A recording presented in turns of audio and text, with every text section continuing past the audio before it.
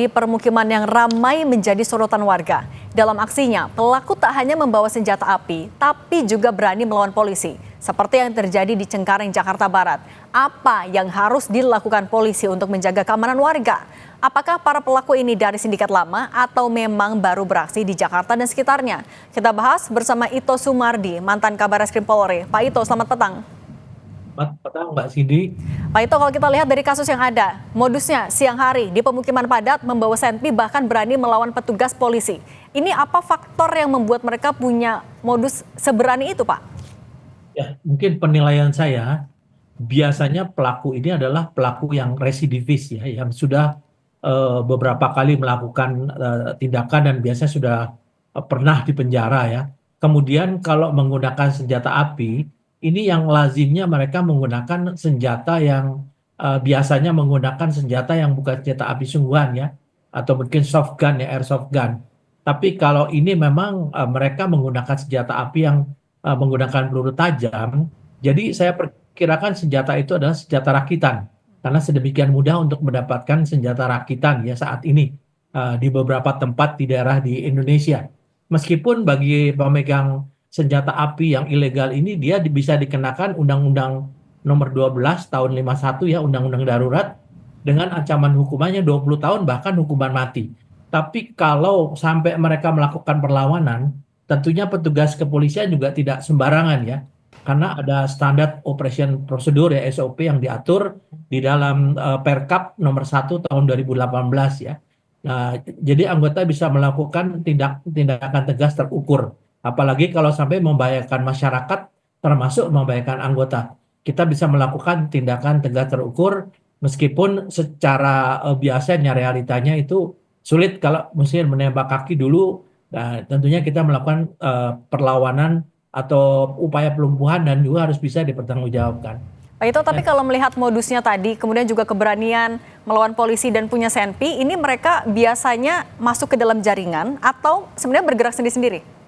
Saya yakin mereka itu biasanya jaringan dan rata-rata mereka itu sudah merupakan residivis dan tidak menutup kemungkinan mungkin mereka juga ada yang mantan anggota apakah TNI atau Polri yang sudah diberhentikan dengan tidak hormat ya. Tapi kita masih menunggu perkembangannya karena ini tentunya sedang dikembangkan oleh kepolisian setempat untuk barangkali untuk mengungkap jaringannya. Tapi saya yakin mereka ini jaringan ya dan sudah terbiasa sasarannya sepeda motor. Karena mungkin itu yang bisa mempunyai nilai ekonomi yang lebih tinggi gitu Mbak Cindy. Oke, dan soal senpinya itu sendiri Pak, mereka menggunakan itu. Artinya semakin mudah didapat, pengawasannya juga jadi evaluasi kah Pak? Ya, tentu. Tapi tidak semudah seperti perkiraan orang. Karena kan setiap orang bisa saja dengan segala upaya bisa mendapatkan senjata api itu. Dan untuk mengetahui tiap orang membawa kan nggak mungkin ya. Demikian besar populasi penduduk kita. Dan juga tadi yang terjadi di pemukiman, kalau dulu kan kita kenal dengan namanya siskamling ya, paling tidak ada warga. Ya, Pak Ito, suaranya hilang Pak Ito. Ya, saya kira untuk mendapatkan senjata api itu saat ini sangat memungkinkan, Mbak ya, dengan berbagai cara. Oke, Dan dan mendapatkan senpi yang lebih mudah itu terkait juga dengan jaringan yang mereka ikuti, sindikatnya Pak?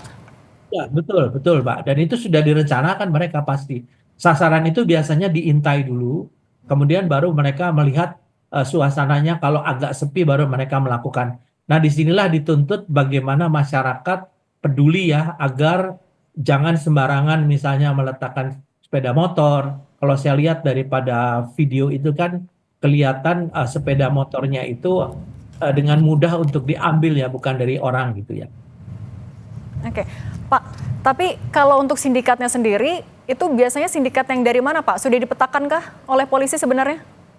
Kalau sindikat memang biasanya Polri, anggota kepolisian itu kan melihat daripada latar belakang pelaku tersebut ya. Biasanya dari wilayah mana dan apakah pernah terlibat dengan kejahatan yang serupa atau mungkin sebelumnya adalah bukan sasarannya bukan sepeda motor tapi begal biasa. Tapi kemudian setelah masuk ke dalam LP, keluar mereka tidak punya kerja, bergabung dengan teman-temannya sindikat lain kemudian meningkat menjadi pelaku kejahatan perampasan sepeda motor. biasanya modus operandinya demikian, Mbak Cindy. Oke, Pak, tapi juga kalau melihat sasaran kan rata-rata tadi sepeda motor. Selain karena melihat areanya sepi, apalagi yang biasanya jadi pertimbangan mereka dalam mencari target? Apakah ada faktor lain mungkin?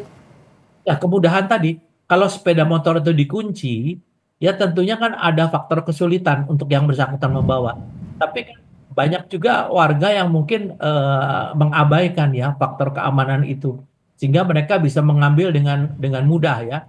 Ada juga yang memang digunakan oleh warga, kemudian mereka merampas di tengah jalan atau di pemukiman. Ya, saya kira ini memungkinkan ya. Jadi faktor itu yang keamanan yang seharusnya menjadi concern daripada masyarakat yang mungkin diabaikan saat ini. Tapi kalau untuk areanya sendiri, Pak, bagaimana pemetaan mereka sendiri? Mereka sudah punya jalur pelarian, Mbak. Makanya kan kalau modus operandinya tuh mereka biasanya melakukan pengintaian dulu. Tidak serta-merta ya, setelah melihat beberapa kali, mereka biasanya menentukan jalur pelarian supaya mereka tidak cegat. Jadi kalau sudah mengambil, mereka sudah mempunyai jalur pelarian yang menurut mereka itu aman. Apalagi kalau menggunakan senjata api, saya kira itu sudah direncanakan secara matang ya. Demikian, Oke, Mbak. Oke, baik. Pak Ito Sumardi, mantan Kabar Eskrim, terima kasih sudah berbagi di Kompas Petang. Sehat selalu, Pak Ito. Terima kasih Mbak Cindy, selamat sore.